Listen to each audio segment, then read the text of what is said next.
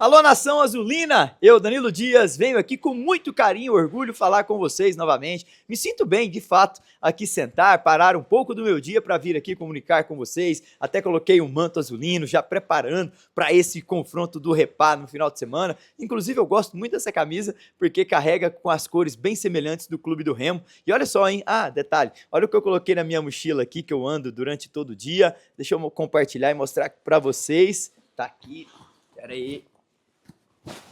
E com certeza, brevemente, eu vou fazer um vídeo com ela. Olha só que legal. Uma camisa que eu ganhei aí do estado do Pará, um presente com muito orgulho que eu recebi de um amigo paraense, no qual, na minha estadia aí, eu pude o conhecer, passamos um dia legal, e aí ele me presenteou com essa camisa. Brevemente eu vou fazer, ela tá um pouco amassada, hein? Depois eu vou ter que tirar ela aqui para passar. Mas vamos a isso. Eu venho fazer esse conteúdo para vocês em relação ao que eu estou vendo dessa semana pré-jogo contra o clube do Paysandu. Olha só, é uma semana importante, uma semana que nós viemos do empate com o Internacional, perdemos o clássico no final de semana e agora tivemos aí um intervalo de 6, 7 dias para trabalhar. Só que o trabalho foi interrompido do treinador pós-jogo contra o Paysandu. E aí, passou um dia, dois, foi anunciado o novo comandante. Só que o novo comandante, Leonardo Condé, no qual inclusive eu trabalhei contra ele, já joguei lá em Minas Gerais, enquanto eu fui atleta profissional, trabalhei contra ele, o encontrei várias vezes também no percurso da caminhada do futebol, um gentleman, uma pessoa bacana, já trouxe em outro conteúdo o que eu vejo e o que eu penso sobre o Léo Condé, uma pessoa muito fácil de lidar, um gestor de fato de grupos de trabalho, o Leonardo Condé. E o que acontece?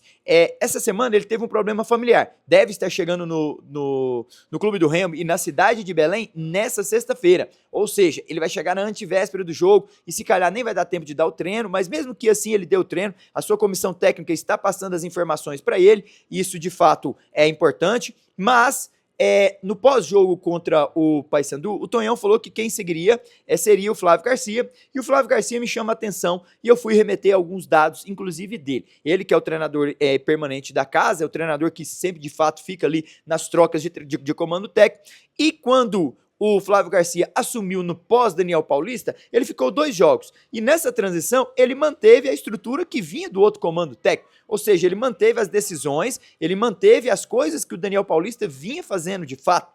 Beleza? Até aí tudo certo, até para prevalecer a cultura e não mudar tudo em uma semana tão decisiva como essa. Só que aí ele ficou um jogo depois, quando Antônio Oliveira foi demitido. O português, que ficou à frente do Clube do Remo algumas rodadas no Brasileiro da Série B, foi demitido e Flávio Garcia foi chamado novamente, se eu não me engano, contra o Volta Redonda nesse jogo. Naquele confronto, ele manteve a ideologia também do Antônio Oliveira. Se ele concorda, se ele discorda ou não, se é certo ou errado, a ideia dele foi manter a mesma estrutura, manter o mesmo posicionamento de bola parada, manter a mesma filosofia de trabalho, acertando alguns ajustes aqui, outro acolá, com a sua ideia, mas, de fato, ele manteve o que já vinha sendo trabalhado. Será que, de fato, ele vai manter o que vinha sendo trabalhado de Juan Carlos Osório? Será que, durante a semana, ele já está compartilhando ideias com a nova comissão técnica, mesmo que sejam membros auxiliares do treinador Léo Condé? Então, assim, é uma semana que fica um pouco vaga, né, qualquer tipo de comentário, é uma semana que fica mais assim, em termos de expectativa, em termos do que vai vir aí pro domingo, mas o mais importante é que o Flávio Garcia conhece o clássico, conhece a cidade, conhece a estrutura, conhece os jogadores que lá estão, alguns remanescentes do ano passado, alguns que chegaram agora,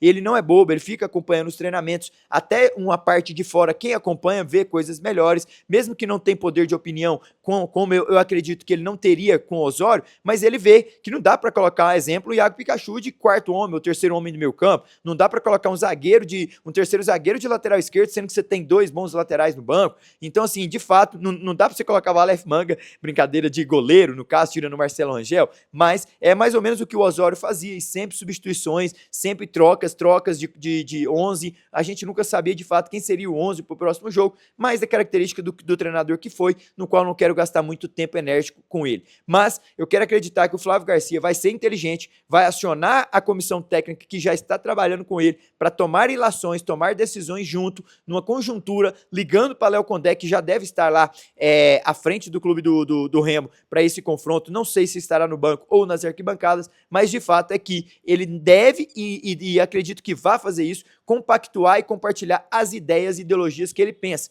Mesmo trazendo, o Osório escalava sim, eu não concordava, mas eu vejo que assim o jogador A, e B e C tá melhor fisicamente, tá melhor para essa decisão. O que vocês acham? Vai ser mais ou menos nessa ideia, entende? Uma opinião aqui, aí ele vai falar, mas eu já acompanhei esse jogador, ele tá bom mesmo? Eu prefiro o outro que tem mais jogo aéreo. Não, por que você não traz o fulano para dentro e abre o outro? Porque eu penso que ali a gente pode fechar mais, fechando aquele espaço.